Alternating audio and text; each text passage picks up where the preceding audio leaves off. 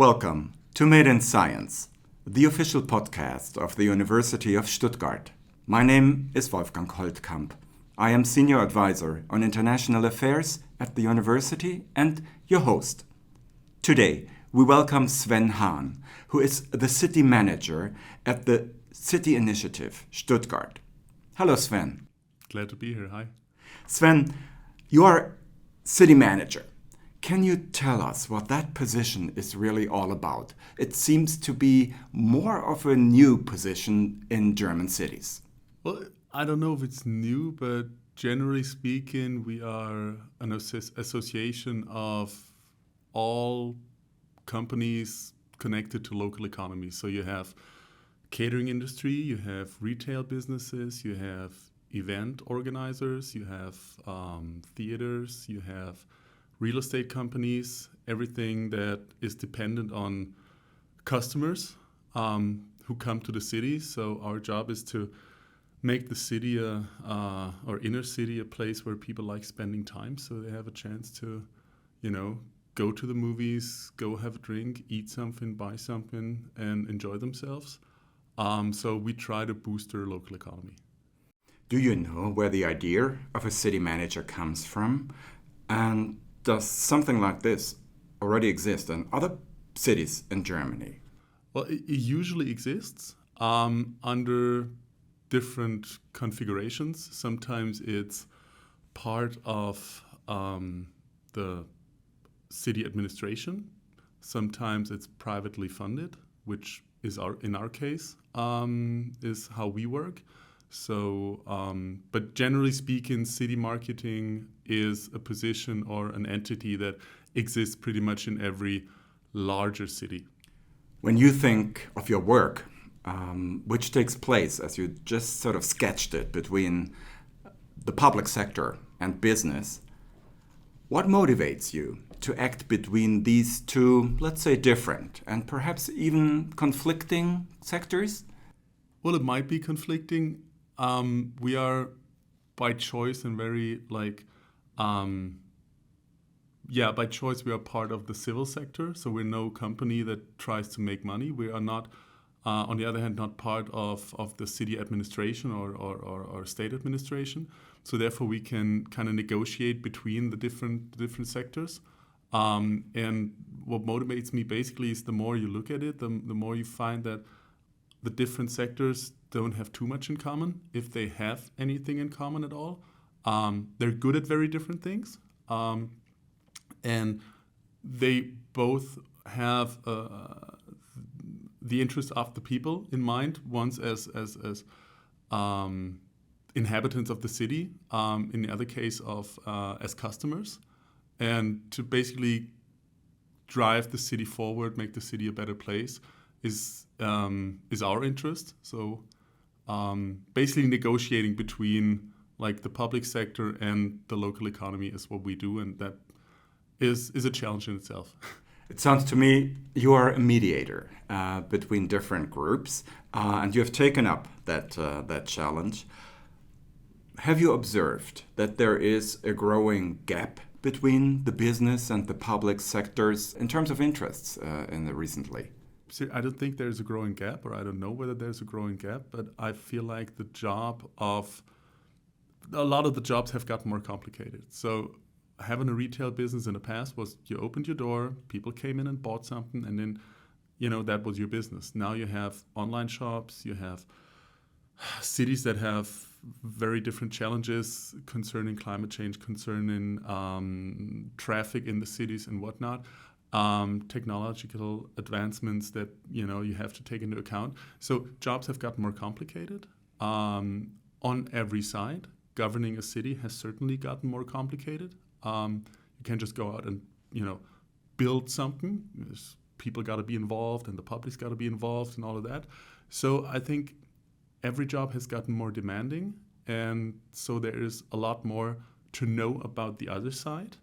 And we try to provide that knowledge, try to help understand the other side. I just think it's gotten more complicated for everyone. So there's less understanding for the opponent, so to speak. Inner cities seem to be at a turning point. and one might want to add, this is again the case. It has happened before. As they are right now, and as they are envisioned in the next 20 years, what would you consider to be the major changes and challenges that we see, that we will see, and that you see in your work? Well, the way we approach the city as a whole, not just Stuttgart, but every part of city development, is that it's no longer mandatory to come to the place, to the city. Let's say 20 years ago, if you want to buy something, you had to come to the city because you just couldn't get it any other way. If you wanted to see a movie, you had to come to the city because that's where the cinema was. If you wanted to see something in the theater, you had to come to the city. Eating in a restaurant, you had, etc. And to work, you had to come to your office, which was usually in the city. Nowadays, you can buy stuff at home. You can order your food. You can watch a movie on whatever streaming service you have. And you can certainly work from home. So it is no longer mandatory to come to the city. So we take the assumption that everybody who comes here on their own free will. It's their choice to come, not that they have to. And therefore, you have to provide a different level of atmosphere, a different level of accessibility.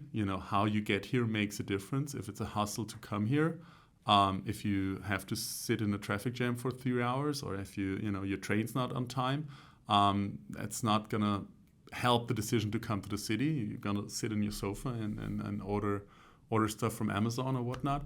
So that's the major change. And the job of city marketing and basically the job of everybody concerned with city development as a whole is to provide chances for people and reasons for people to come and chances for people to spend time in the city, whatever they might be doing then. If you like spending time at a place, you're going to come there, and as a consequence, you're going to spend money, and there's going to be healthy businesses. What about including the university into such discussions?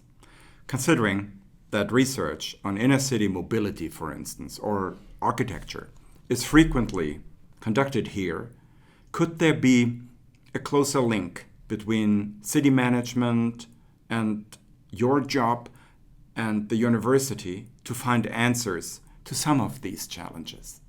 Well, we try to incorporate data into what we do as good as possible and as often as possible, because we're basically lobbyists for the interest of the companies that make up City Initiative Stuttgart. And you can either go out there and say, we need this, we want this, but I feel like we don't make the decisions. We can just only make say what we think is useful, and we do this based on data. We try to finance studies. We try to work with all the major schools that are involved in Stuttgart and take part in bigger studies and see where do people come from, how old are they, how much time do they spend in the city, what choices do they make in terms of mobility? Do they use the car? Do you use the train? Do you use the bike? Do you come by foot? What's the reason for coming, et cetera, et cetera. So what are the age groups and whatnot? And basically make decisions on what we talk about with a mayor, city council, and whatnot, based on those results. So we're pretty much, the work we do is you could say, is very data-driven. And you talked about young people as well coming to the city.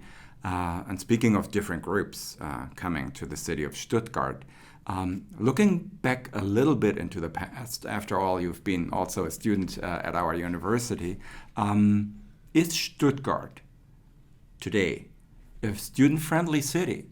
Has it changed? Do students play as a group a role at all in the city initiative concepts? Well, young people play a role. Well, first and foremost, everybody plays a role, because a large city is always a place where different people meet. It's not your personal preference that decides, what happens in the city. It's always the place where like different interests and different groups, age groups, society groups, whatever, meet, sometimes clash. So that's the whole concept of a city, but to me at least. But young people do play a role. Whether Stuttgart is a place that is especially student friendly, to be quite honest, I don't think it's particularly student friendly, because if you take the whole picture into account, I think there are cities that have like the ratio of cost of living and what you get might be a little more student friendly in other places. But then again, young people tend to come to the city more than most other groups. So yeah, they definitely play a huge role. When we, for example, on the weekend decide to place artists and performers in the city, we very much cater to younger people. So there's been a large skateboard contest in front of the opera. There's been a large BMX freestyle contest in front of Kunstmuseum. We just now having a large graffiti done at a wall of a parking lot in the city. So yeah, that's all stuff we do to attract young people and give young people a reason to come. And also, young people are the very best communicators in terms of social media, because when they like something, it usually ends up on TikTok, Snapchat, and Instagram. So that's basically free PR. So also, to be honest, a reason to target young people. Sven, you have studied English and German at our university with a focus on American literature and culture. You have always been curious to look beyond the given and the ordinary. For instance, you were in the first group of students to go on an excursion to Mumbai, India, and after that you were a founding member of the Global Learning Club, an initiative of alumni of our university to support intercultural education. Then there is a very different Sven, or perhaps he is not that much different, who has a most successful background in sports. Please, can you tell us about that?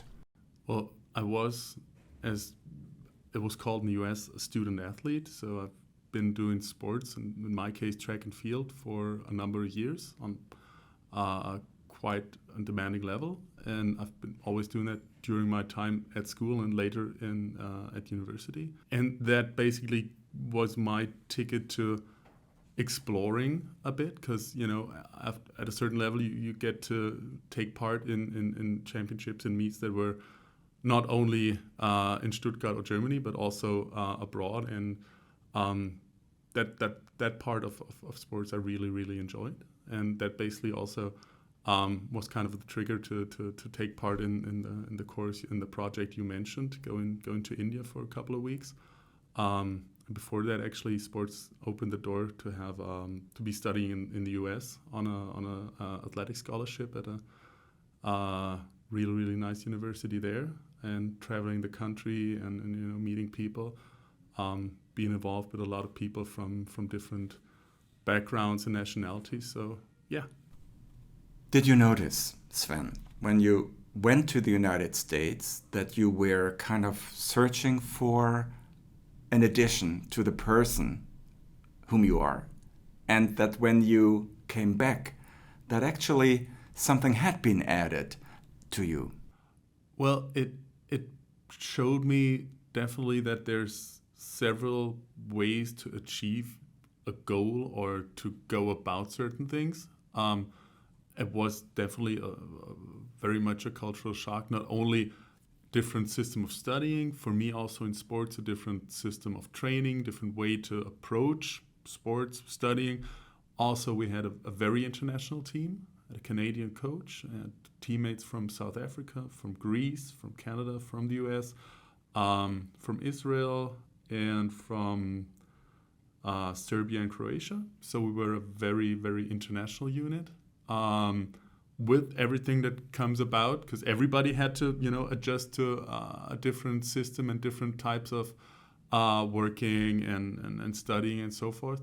So I just became more, I guess I became more open-minded towards, there's not only one way to go about it. There's not, you make a plan, you follow your plan, and that's going to be the end result. But also to be more flexible and to accept that there's, different ways to go about your business, basically. The two disciplines you were in at the time are shot put and throwing the discus. And you are a multiple medal winner and were a finalist at European Championships, World Championships, and 2 university games. Actually, in Daegu, South Korea, 2013, and Bangkok, Thailand, in 2007. In both disciplines, you were a member of the national team. These days, you do a lot of cycling, however. For instance, you take part in the Swiss cycling Alpenbrevet, the highest round trip in Europe over the most beautiful mountain passes of Switzerland. Why don't I think that this is for views only? Well, in track and field, I did shot put and discus, which is very strength-driven and explosive and short-term effort. And that's basically physically what I'm good at. However, that's not something that's fun when you're getting older because your joints hurt and it's just not, it's not fun. In cycling, the beauty is I know I'm never going to be good at it, like proper good. I'm always going to be slow uphill because I'm, rather tall and, so, but it's just a way to challenge yourself and you can always make yourself tired, no matter how fast you go. There's a saying in cycling, you don't get better, you just go faster. So it's exhausting no matter how good you are, and that's fun. You can challenge yourself, and I just like doing it. So, and it's not the pressure of competition with others because I know I'm not going to be good at it. I'm probably going to be better than last year for myself, or looking at myself, but not the pressure of competition where you're like, I got to beat somebody because there's people that are way more talented than me, and I just like doing it to challenge myself a bit and, get myself tired. Sven, you seem to be somebody who really likes, as you mentioned, to go for challenges. Is this really only from your sports background, or where would you see any traces for that?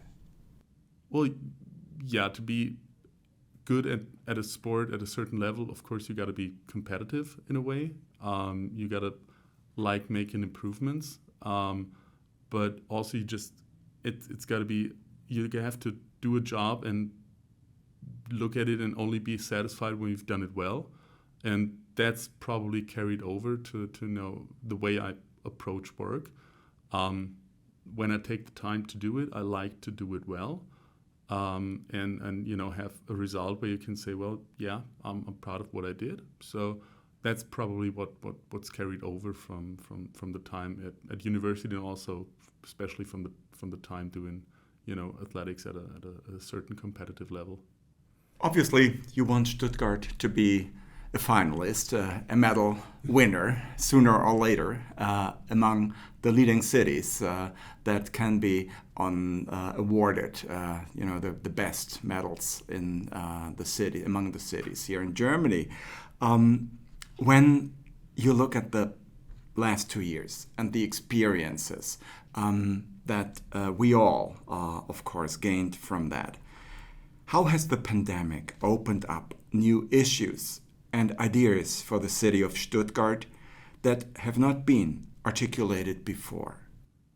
Well, first and foremost, you have to say that COVID has hit local economy probably worse than it has hit any other sector of the economy. People were not allowed to go shopping, to go to the movies, to go eat in a restaurant, to go to the club or whatever, because everything was closed. So it's not that the people had the wrong business model or the wrong idea of running their business. It's just, it basically just wasn't possible. So it has hit local economies everywhere, not only in Stuttgart, everywhere, dramatically. That's probably the hardest time for business owners in many decades. On the other hand, it probably has given us an appreciation for what we have that the city is a meeting place and a social place, and you can, come across stuff that you're not going to come across sitting on your couch with your iPad. And so I think it's also given us a perspective of having the city a healthy and also economically strong place that's a chance and also a quality of life. And it has given us the perspective that no one can basically reach that goal on their own. There's no one in government that can dictate a healthy and vibrant city. And retail alone is not going to be able to do that, but cultural venues and will also not be able to make the city a vibrant and fun place. So you need everybody. You need customers that come to the city to buy stuff that later are going to sit in a restaurant and drink an espresso and later going to go to the theater. Because we've basically learned the way also the lockdowns and everything was organized that, well, now retail is going to be able to open again. Well, yeah, but nobody was coming because it's not for that reason alone you come to the city. It's shown us that it's the working together of everything that is involved to make it work. It's a team effort, so to speak. So, and when we cherish that and we keep that in mind, I feel like that's a big chance. It seems that you and your team at the City Initiative Stuttgart are working on a modern-day formula for cities. Could it be that cities these days are particularly event-driven? Well, yes. As I said, you need, for people to come there and to make the choice to come to the city, you need a reason to come. And just because businesses are open, it's not the reason or the only reason that people are going to come or to come to the theater, whatnot. All the stuff that you can do at home are not going to be the driver for people, especially from outside, to get in their car, get in the train, and make the trip and make the effort to come. So yes, you're going to need reasons to come, and events, whatever they might be, are a big driver because you can substitute a lot of stuff by going online, shopping and seeing a movie and all that, but you can't substitute an event. May it be Jazz Open, may it be Christopher Street Day, may it be Weindorf, may it be Christmas Market, whatever it's being at an event is something you can simulate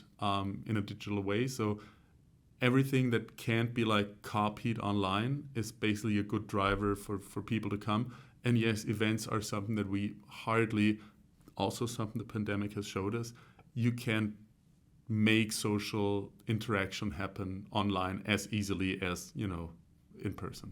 When you talk about social interaction and also about the activities in the city, do you cooperate also with the night managers of Stuttgart? I think there are two of them these days, and I wonder if there is a city from 8 a.m. to 8 p.m. and then a city after 8 p.m. to 8 a.m. Does this apply to Stuttgart? Well, the experience from last weekend shows us that the kind of people that, occupy public places does change from day to night, definitely. And yes, there's two night managers in Stuttgart, both really, really competent and nice guys. They are working for the public sector, part of the administration, so to speak. We do cooperate with the Club Kollektiv, which is an association of all the clubs and venues that basically do nightlife, night economy, if you want to call it that.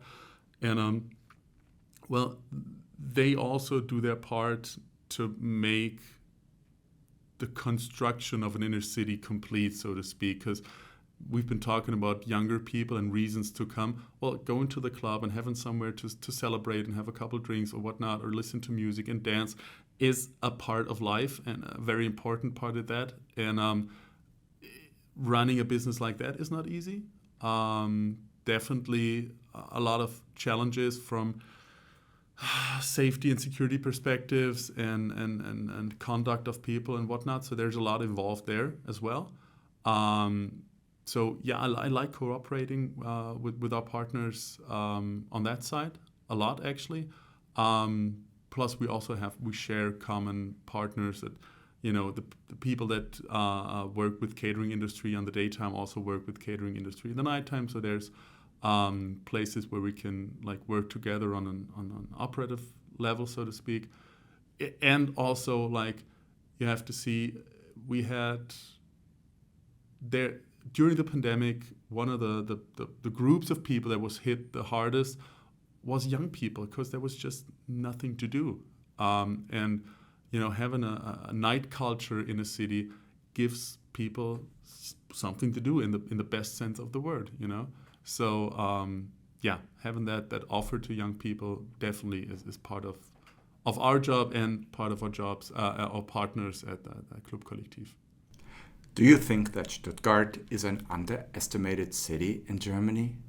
Well, if you look at what we have to offer and the range that Stuttgart has to offer, going from very high culture, like the opera, and it's the biggest Drei-Sparten-Haus, so opera, theater, and ballet in the world. There's Gautier dance. There's a very, very rich cultural life in Stuttgart. In terms of retail, which, whether you like it or not, is the main driver for people still this day to come to the city. We have offerings that are rivaled by no other city in Germany. Large businesses, small business, whatever you choose. In terms of restaurants, there's a broad range of things. The way Stuttgart is laid out, both from the landscape and the architectural design, you can find views and ways to look at a city that you're hardly going to be able to see in another city. I give you that a lot of other cities, are more maybe more aggressive in their marketing. Stuttgart is probably a city you have to explore for yourself a bit more. But then again, I think we have a lot to offer you compared to other cities, definitely in Germany.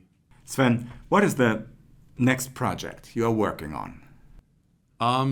Well, we do three things, basically. We do networking for the businesses in Stuttgart to kind of keep them cooperating and working together. We do lobby work towards local and state politics, and we do events to give people, as I said, a reason to come.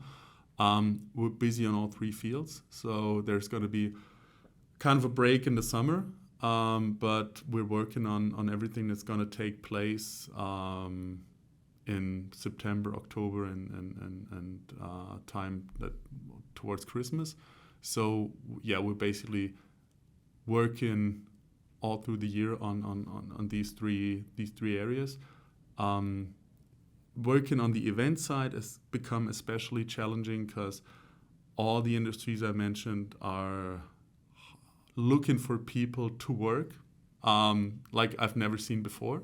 There's a shortage of people that are working in the fields, catering industry and so forth.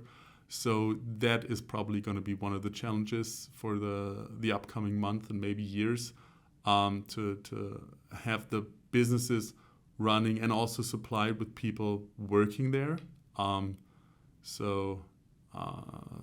Big news outlet, The Spiegel, has just titled "Where Have They All Gone?" Where the people that used to work at a restaurant, at a whatever, where are they now? So yeah, that's going to be a big challenge. That has definitely also changed during COVID. Sven, the final part of our conversation has a special title. It's called Moment 7. And it certainly helps to understand you a little better, even as a person, and also what you like about Stuttgart. Let's see.